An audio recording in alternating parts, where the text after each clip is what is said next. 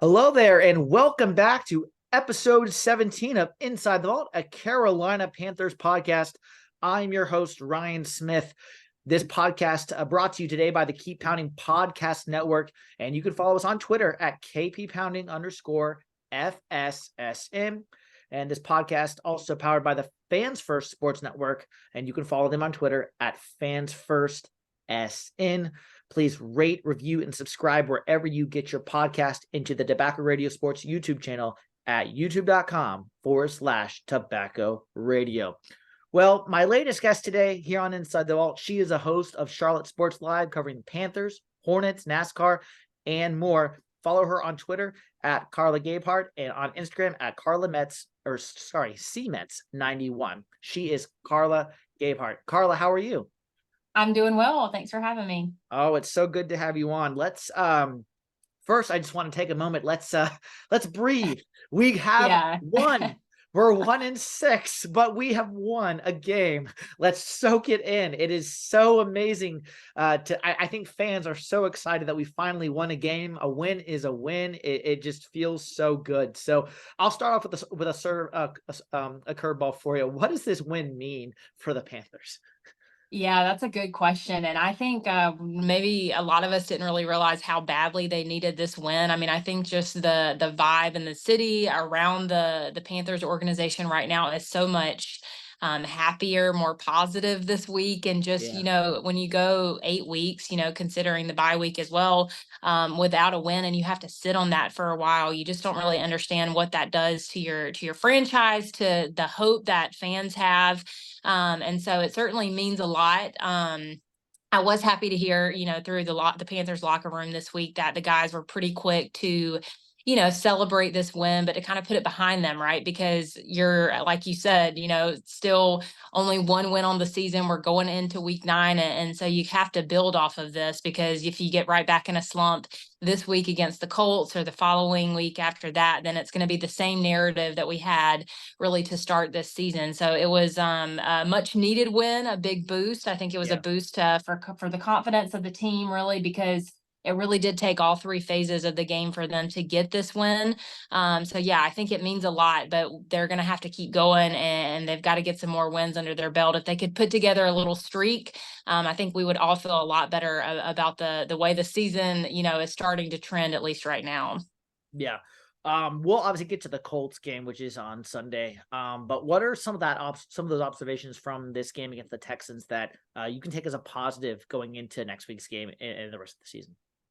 Yeah, I mean, I think it's a lot of what a lot of people have really kind of talked about after this game. Certainly the offensive line needs to improve, but I thought that it was good to see Bryce Young not only under duress and able to make some plays when he was experiencing a lot of pressure. I mean, 6 sacks in one game, that's a lot for a rookie quarterback of his size to have to take. Sure.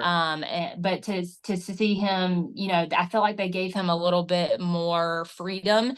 He was scrambling a little bit more, making some different throws. They were like in the pistol a little bit less of the shotgun. And so there was a mixture. I think that from Thomas Brown this week. And so, yeah, it was good to see Bryce Young have such a good game, despite, maybe some of the lacking around him, whether it's the wide receiver room or the offensive line. Certainly they're still figuring out some things on the tight end as well, but to see him really outperform CJ Stroud, I know that was kind of outside of what everybody was looking at, outside of the win or loss, but to see which rookie quarterback was going to do well, it was good to see him perform the way that he did. Yeah. Depending on when your fans are listening to this, today is the trade deadline. It came and went. Right. We did not have any players traded, nor did we trade for a player. Talk about what that means going forward for this team, as we had no transactions on Mint Street. Yeah, and I think this is really not surprising to a lot of people. I kind of thought, especially after we heard from Coach Frank Reich, it would have been on Monday of this week that he and Scott Fitterer were kind of having some conversations. about possibly taking some phone calls from some different teams. It maybe sounded like maybe there was something in the works there, but I think we all thought that they were probably not going to make a trade, just because if you're looking at things, I mean, they don't have a lot of players that they could trade back in to get into the first round, which is really what they needed to do if they were going to look to trade somebody. And it didn't sound like this week that they were going to do anything with Brian Burns either. It sounds like he wants to stay in Carolina, which is a good thing for this Panthers fan base, especially as Absolutely. we're really not really sure what the contract negotiations, what that kind of looked like on the Panthers side or for Brian Burns' agent. But yeah, it is different. It just means, that they're not going to make a trade and that they're going to stick with this roster that they have until the remainder of the season, barring something, crazy happens. But they're sticking with their roster and they're going with the guys that they have. And that's kind of what Coach Frank Reich has said all along, that he was happy with the roster that they had. Again, certainly you would like to see them get back into that first round in some capacity, but they'll have some time to do that after the season. You mentioned the offensive line having shown some improvement. We got Austin Corbett back this week. We'll get into some of the injuries a little bit later, but it's no secret that Ike Ekwonu is having a sophomore slump, it seems. I've seen people say that we should move him to guard. Brady Christensen, take him at left tackle when he returns next year. I think Ike just has to get through this. And I think he has to come out the other side and show that he is that first overall top 10 draft pick that he is. What's your thoughts on Ike and his performance going forward? Yeah, it's definitely lacking, especially, when he's the first round pick of last year's draft. You have high expectations for him. He did have some growing pains in his rookie season. If you kind of remember back, there were a lot of criticisms early on. He kind of figured out his footing, but a lot of that did, I think, happen because the offensive line figured out their footing as well as we got, a couple of games into the season, and then they were able to kind of stay with the lineup that they had, which was a lot of, veteran guys. And so certainly, Coach Frank Reich did mention Ike this week, and obviously I think he's definitely had some difficult plays, which is kind of the way that Coach Frank Reich phrased that. Some other things that have been maybe a little bit more out of his control, but again, I mean, this is your left tackle and the guy that has one of the most important positions on the offense when it comes to Bryce Young's success. And he is young and he is going to have to play through this and he is going to have to figure it out. I think the good thing is they do have Coach James Campen, who's been all across the league and he's helped in players and the development there as well. You do have Austin Corbett back and you kind of wonder what this offensive line would look like if Brady Christensen had not gone down, if Austin Corbett had been here to start this season, kind of how that veteran presence on the line would be affecting Ike, right? So he's kind of had to take on a lot of the responsibility, as Bradley Bozeman at center and some of the other guys. I mean, the other guys, honestly, the rest of the line has been in rotation pretty much the whole season as well. And so they haven't had that consistency. Ike is your left tackle. And so a lot of eyes are going on him right now. So there's much to be improved on his end. And I think a lot of it, we've seen him make a lot of the mental mistakes. You think about him just being in his second year in the league. And so he's going to figure it out. I think he will eventually do that. He's a good enough player. He's a high enough caliber player. But it takes staying committed to, they like saying staying committed to the process, staying committed at practice and making sure that you're, on top of your stuff, especially when all eyes are on you. And so, I agree with you. I think he's just going to have to figure this out as he goes. And it might be, just another rough season under his belt, but a lot of players learn from that rough start. Like you said, that's so true. On defense, there is a lot of injuries. That's obviously well established, as we know. It seemed this past week, at least tackling was an issue multiple times in the backfield. There was a run stopped for no gain, and then all of a sudden the tackler would run for a few extra yards. But the run D as a whole was better this week. They didn't allow 75-yard rusher this week as opposed to some of the previous games. So on defense, what do you want to kind of see going forward, even with the injuries and getting some guys back on that side of the ball? Yeah, I mean, I think injuries, it's been a plague really through all sides of the Panthers team, really. But defense, specifically, the run defense did look a little bit better, which was good to see. Ajira Vera, very smart defensive coordinator. And I think it does based on like who they were going up against. So this weekend, it's going to be different when you're going up against the Colts with Jonathan Taylor. As their running back. And so I think the defense is going to be looking a little bit different. But despite so many injuries in the secondary, I mean, they've been able to, kind of keep things together there as well. Honestly, though, I mean, gosh, just things that you love to see Frankie Louvu and what he's been doing. I mean, he's put together such a dynamic game against the Texans and really such a spark on that side of the ball. You think about guys not having guys like Shaq Thompson, who I know is, in his 9th season. Or what would have been his 9th season. When you don't have a communicator like that out there on the field, kind of directing traffic, which they haven't had him since he left. And so to have guys like Frankie Louvu, who can not only be that communicator, but to also have these monster plays and really make a statement on that side of the ball. So yeah, I think the defense is finding their own despite the injuries, and that's a good thing. And that's what happens when you have a smart defensive coordinator like Ejiro Evero in charge. Yeah. Before we get into the Colts game, just a couple of player specific questions. Chuba and Miles Sanders, we saw a little bit of a committee during this game against the Texans. And then you had Raheem Blackshear, who 107 kick return yards off 3 kickoff returns, 35 yards per average. At least this is my opinion, the fact that we have not seen Blackshear more often this season is criminal in my opinion, but I'll digress. What is your thoughts on the running back room going forward? Will we see more of a committee approach? Will Blackshear just be in the return game, or will he start to get some of these out of the backfield carries or even screenplays that I think he can excel at in his offense? I mean, from what we've heard from the coaching staff this week, it's going to be whoever steps up to the plate and whoever steps up to the call. And I mean, you've got Thomas Brown as the offensive coordinator, who, of course, former running back, Deuce Staley as well. They're going to be looking at these guys and whoever is hungry enough. And I think that has been the cream always rises to the top, and that's been the case for Chuba Hubbard for sure. I always look at Chuba and think about how many years that he spent behind Christian McCaffrey learning, and I think when you watch him, especially yards after carry, the yards that he's able to pick up after impact, he's just a very forceful downhill runner, and he's just had more success than Miles Sanders. He's a little bit bigger of a body than Miles Sanders, and certainly Miles has been dealing with his own injuries. And so I think that does kind of come into play. And so you try not to be, too harsh on it. But when you pay somebody to come here and to do a job, I mean, certainly I think these all are questions that you would have for Scott Fitterer, right? And the decisions that they made to bring these guys in on these deals that were, pretty lofty, especially considering the way that the running back, just the atmosphere was in the league going into the preseason. And so it's definitely a disappointment not to see much more out of Miles Sanders. I mean, I think he only had 2 carries in this past game against the Texans. And granted, they only had 44 yards rushing total, but a lot of that did come from Chuba Hubbard. As far as Raheem Blackshear, I am so pro Raheem Blackshear. You can just tell he wants to be out on the field.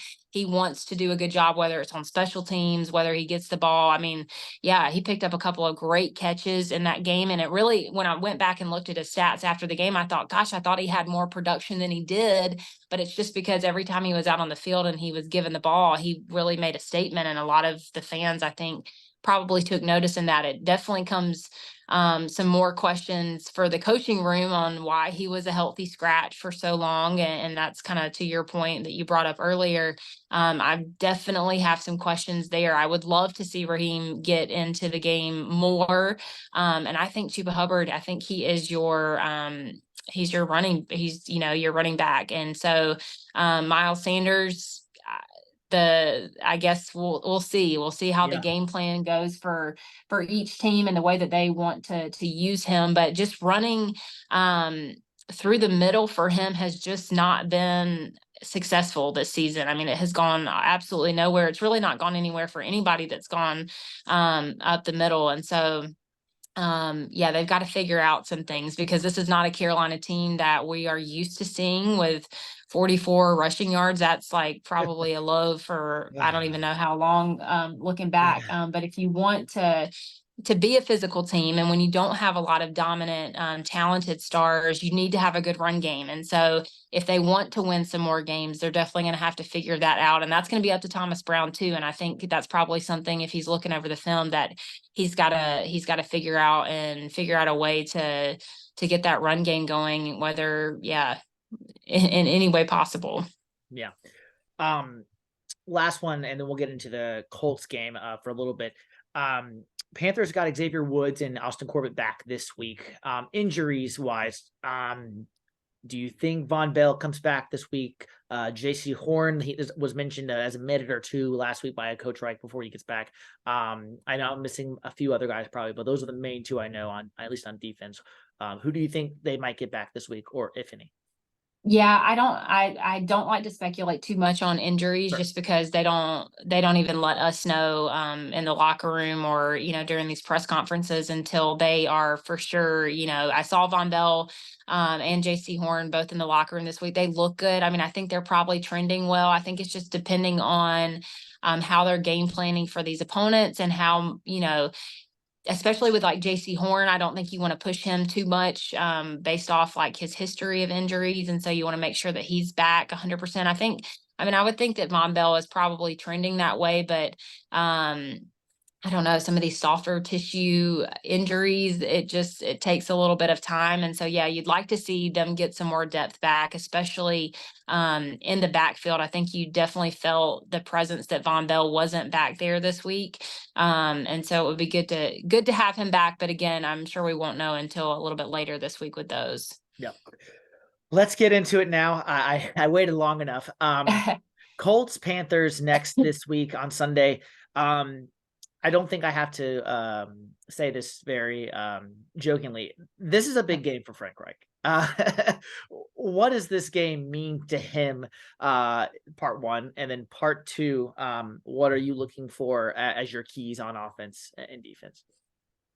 Yeah, absolutely. It's going to be a big game for him. I'm sure a lot of emotions running through him, whether or not he's going to admit that or not, because I don't think he is really a coach that probably spends too much time digressing and looking back and stuff. But listen, when you coached a former team, you certainly know some of the players, the staff, the owners, all of that, kind of the way that it ended for him. And so, yeah, it's a big game, I think, personally for him, but also personally for him, and just the way that we are continuing to view this coaching staff, right? They brought in all these new coaches, all these new players. We're thinking, when is it going to gel? When is it going to actually work?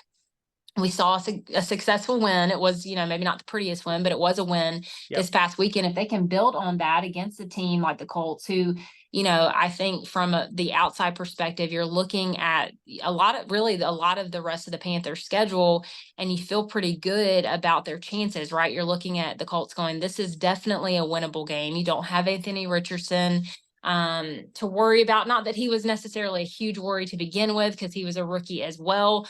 But he was, pretty successful with what he was able to do with them through those first couple of games. Gardner Minshew has that veteran presence, but I think through 4 starts, I saw he has like 9 turnovers or something crazy like that. And so for the defensive side of things, this defense can score points, and they can get takeaways. They can get to the quarterback. I think they have to do all of those things this weekend to add that pressure. I would love to see another pick six of some sort, just get some extra points on the board.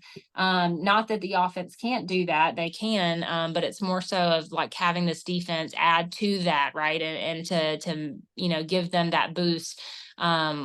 With just the way that the score kind of holds on to the when the Panthers are leading, it usually bodes well for the rest of the team, as it would for anybody. And so, for defense, definitely looking for takeaways, because I think you can get to this quarterback and you can slow them down, and certainly force them into some errors. And so I think that's a big key on that side of the ball. And then as far as the offense is concerned, I mean, what I'm trying to think, the Colts they've beaten the Eagles, so that was like their really good win, but they beat the Bears, and then I forget who else. They've only got 3 wins so far this season. Past Sunday, and that's right. Yeah, and certainly their secondary got cut up with the New Orleans Saints this weekend, which isn't really saying a whole lot if you're looking back at the film with that. And so this is another opportunity for Bryce Young. And I know a lot of people have been critical of the wide receivers and the weapons that he's had around them, that he has, that he just says he doesn't have a lot of big playmakers, right, outside of Adam Thielen. And again, we keep talking about Adam Thielen, which is great, but he's 33 years old. He's a wide receiver. He has a little bit of a resurgence in his career this year. But you can't build on players like that for the long haul. And so, just take advantage of that, cut up their secondary. If we are going to be a passing team this weekend, again, like we were against the Texans, I want to see, again, a little bit more creativity, which we saw this past weekend. It's just an opportunity for them to go out and build on what they did this past week, because it's a team that you can beat. And so you can try maybe a couple of things, stay disciplined, less mistakes, which is what we saw this past weekend too, a lot less penalties, which was good to see. So I think it's just another opportunity for them to get another win. And if they can, we all know that this is a winnable game, but if they can do that, it just helps with how you're viewing this team, and the narrative doesn't have to go back to, okay, well, these are, we don't know what direction this franchise is going or where the coaching staff is taking this team. It's like, okay, we can see the progress is making its small strides, and hopefully with a long goal endeavor that they want to get to by the end of the season. Yeah. Awesome. Well, Carla, this has been such great insight. We'll go to the lightning round now and then get you out of here with a prediction. Brian Burns, we've talked about this on every podcast of Inside the Vault. If you've listened to any episode, you will know what I'm about to ask you. The new contract, we know negotiations are paused unless Brian Burns clearly said, unless something comes up that we might need to know. Right. What do you think happens? Do we slap the franchise tag on in this offseason, or do we somehow get a long-term deal done prior to that time? I don't know if he's going to take anything but a long-term deal. I mean, I think things have been offered in the past. Again, that's not anything that's been said, more of just like speculation. But I think if they would have, I think things have been talked about in the preseason and the off season last year, and it's not going to get done unless both sides are, in agreement. And I think that there will be. I feel like there almost has to be, right? Because they didn't trade. They didn't take the 2 number 1 picks. Excuse me. For him. And so that, again, that's like a gentleman's agreement that they're going to get a deal done later. And then they didn't. And so, I think for him to continue to play, he's been, utmost respectful about all of those things, keeping it kind of under wraps, still playing well, still playing through an injury. I mean, he just played through an injury with the Texans with his elbow wrapped up this past week. I really hope that they honor his commitment to the franchise, his commitment, just the kind of player that he is, and that they get a deal done. But I don't think, to me, it doesn't sound like it's going to happen until, after the season, which is unfortunate. Yeah. This next question I started on my last episode, and I hope my listeners mind my selfishness for a second. I just love this question. What's one thing, as someone who has been around the team, you have some insight. What's one thing fans or followers of the Panthers, what are we not talking about enough when it comes to this team? Good or bad? What are we not talking about enough?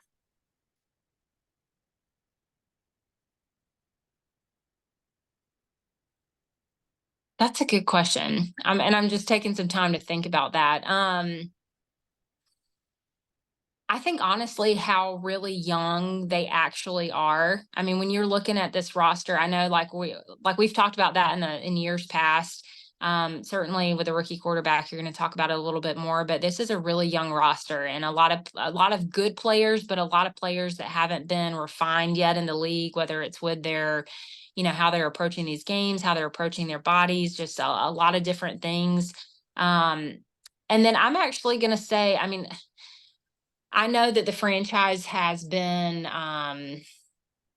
put under question, but I think we just have to kind of reserve like our really harsh critics on the owners and the front office and everything until the end of the season. Like I feel like, it's you know, even exhausting, this let me past tell you. weekend, yeah, like even this past weekend, I thought, they booed Roger Goodell, they booed the Teppers when they were there. And listen, I get it. And losing is not fun. It's not fun for anybody. But it just felt, it just didn't feel great, right? Even considering the circumstances, even considering that was before they secured their first win of the season. You can be critical because the NFL is about winning and losing. It's also a business, and certainly, gosh, even this week, like the Teppers they're doing stuff to give back to the community weekly. And again, I've been harsh on some of the management things that have been said, but I think just to kind of hold reservations a little bit longer, and things will always work their way out. I think there's a lot of smart people behind all of these decisions, whether it's the coaching staff or the franchise itself. And it's hard to be patient. It's so hard. And it's hard when you're covering the team, and it's hard covering a team that's not winning. Trust me, I'd say that all the time. Nobody wants this team to win more than the people that are having to write about it and talk about it and cover it. Like Sunday's game was amazing to be able to, I know, to talk about. We get it. Yeah. To talk about a win. And so, yes, we can be critical because that's part of all of our jobs. People are going to be critical of my job even. But I think let's just hold some reservations a little bit. And certainly when I mentioned the youth and how young this team is, I love seeing Bryce Young have the success that he did against the Texans, because we've heard either people are so pro Bryce or they think, oh, this was the worst decision ever and he's not gonna, and the whole time you're going, you can see it. You can see that there are some positive things to hold on to. So I think Panthers Nation just needs to hold on to the positive for a little bit longer. Yes. We've been through some tough seasons before. You just have to grin and bear it a little bit, and go easy on the people around too, because you just don't know. I mean, gosh, you just don't know what other people or the players or the coaches, the franchise owners, all those things. You just don't know what they're going through right now either. Yeah. Rest of the season, obviously wins and losses aside, obviously wins would be great. 11-6 would be fantastic. I know that's what fans are thinking. They want that. We all want that. Obviously, that would be outstanding. Right. But let's pump the brakes a little bit. But that's not what I'm going to ask. Bryce Young's development obviously is a main goal for the rest of the season. But what are some other things quickly that you want to just see as the rest of the season goes along, wins or losses aside?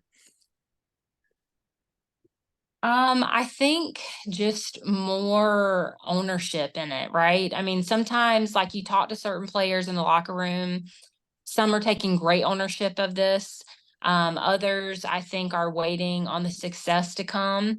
And so I think if you can kind of see the players come together and take ownership together. And you can feel that. You can feel that in a locker room or when you're talking to these players, like where their head's at and like their headspace and stuff. And so you definitely want to see more wins. But you can tell that by the brotherhood and by the way that they're, constantly talking to each other, and just again where their focus is. And so I think that's kind of just what I look for, whether I'm on the sidelines or how they're encouraging each other, and just the ownership that they're taking into this, because it's not fun to go 7 weeks and not have a win, but you got to have ownership in that, even if you're winless. What is the number one thing that the Panthers need to do to be victorious on Sunday against the Colts and officially start a 2-game winning streak? The number one thing. Boil it down to one thing. Yeah, what's the one thing? I'm going to say, based off this past game, I'm going to say they can do what they can get away with some of the passing schemes that they got through, but I think they got to get over 75 yards on the ground at least. I mean, usually we like that 100-yard mark. That's a pretty safe one.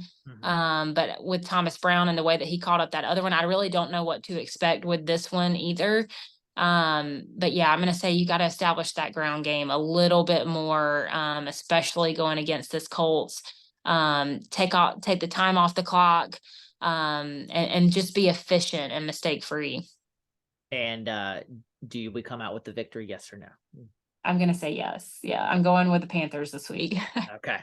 And then lastly, before we let you go, and as I said, my guest at the top, she has been Carla Gebhart. She's been so great with her time. Carla, before we let you go, anything else you want to plug on the podcast while we have you, or anything else you want fans to know either this week going into this game or just about the Panthers in general that you want to make sure is said? Yeah, absolutely. I mean, I obviously we cover the Panthers on a daily basis on Queen City News, on Fox Charlotte, Charlotte Sports Live every night from 11 to 11:30.